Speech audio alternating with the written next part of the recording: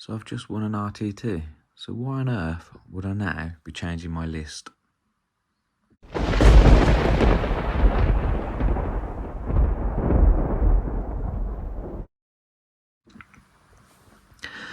So before we get into the reasons why I'm changing my list, I just want to show you what I'm actually exchanging. So on the left hand side here, we've got a half unit of a cursed cultist, or minimum size unit, 1 unit of bikes, havocs with all last cannons. They're out. That was in my old list that won the RTT. They are now out. Then I've got raptors, which was my second unit.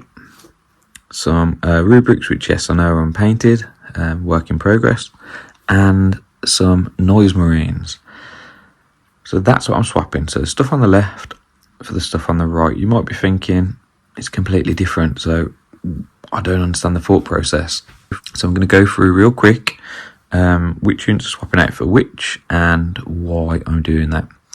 So the first one, the accursed cultist blob on the left hand side, or the mini blob. So this is not to be confused with the big blobs, which are double units with the dark commune.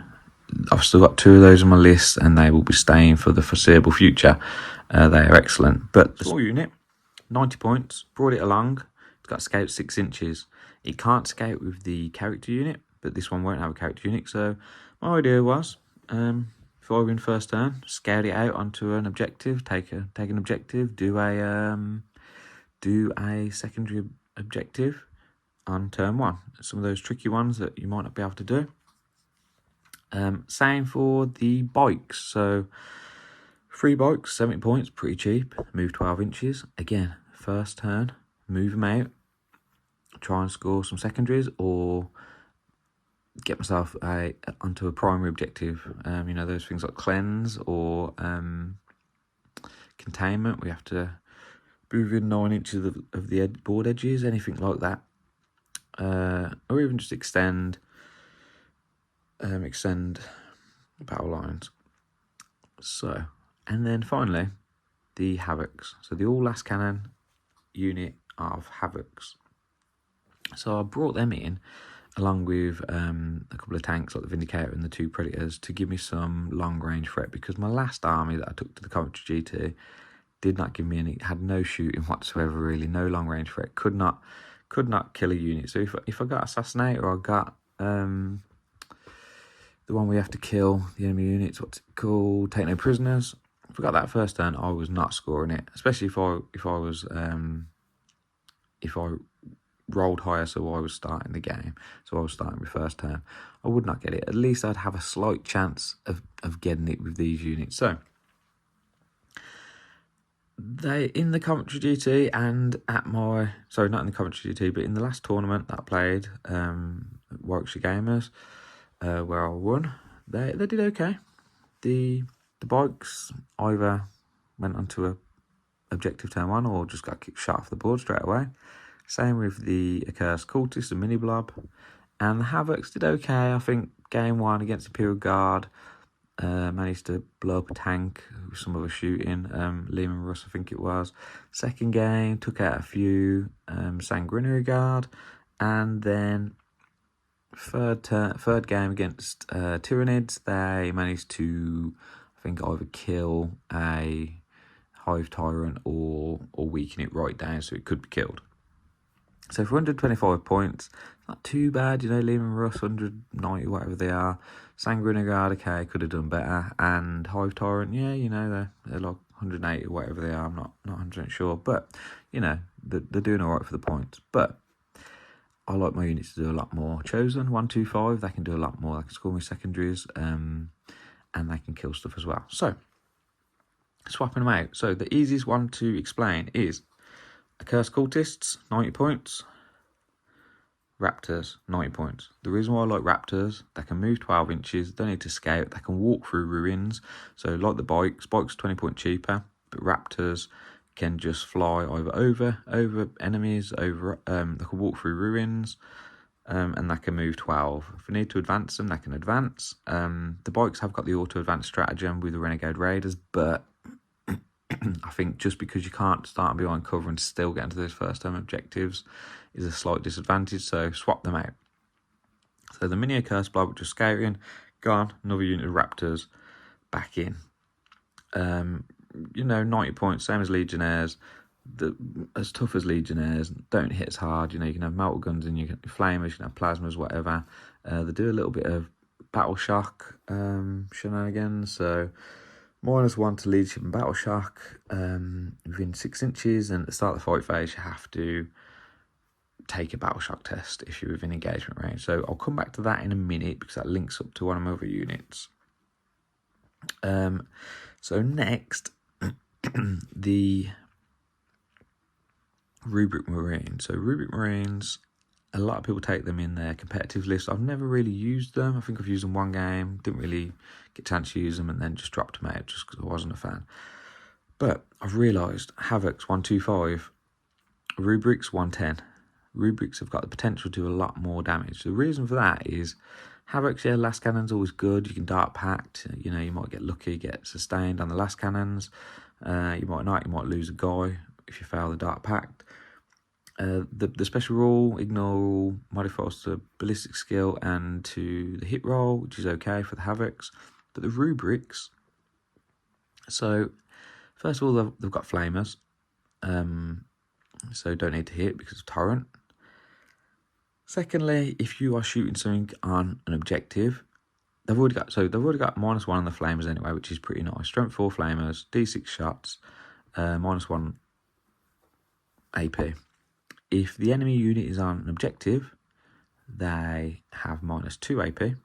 And if you roll for a critical wound, which is a 6 on your wound roll, they get an extra AP as well. So that could be -3 AP on flamers on an objective.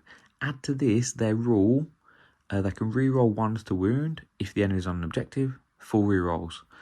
The way I was using my Havoc's is I'd have them in my Rhino, I'd pop them out the Rhino, and I'd shoot at long range targets. Wouldn't really make use of the stratagem where if they come out with transport and the enemy's on an objective, I can re-roll hits and wounds, paying 1 CP. I didn't really use that at all. And that being because their targets were normally further away. With these guys being in the Rhino, centre of the board, jump out through the terrain piece or whatever, that could move 8 inches, so they could easily get onto that central objective in most cases, and they could just flame whatever's on there. Auto hitting, D6 shots, 4 rerolls of wounds, and then up to -3 on the objective. A lot of things are going to struggle with that, so I'm going to give them a go, and they're cheaper than Havoc, so give them a go, see what happens. I know the range isn't as long, but I think they've got a lot more punch, and yeah, give them a go, see what happens. So now that means I've got, from there, I've got 15 points spare, so my bikes, which I'm getting rid of, are 70, so add on the 15 points spare, leaves me with 85. I would have loved to have put in another Legionnaire squad. Legionnaires, I've got 2 units of them. At one point I was running, I think, 6 units of them. Pretty good, just general objective scorers. Decently tough, can hit hard, especially with the rerolls, but short by 5 points. So, income, the Noise Marines. So instead of just keeping the bikes and just, waste those points, Noise Marines are 85 points. They are same base stat line as Legionnaires. They still have access to dark packs because they're still part of Chaos Space Marines in a weird way. So they've still got the Army Rules dark pack that will obviously change when Emperor's Children Codex comes out in 2025.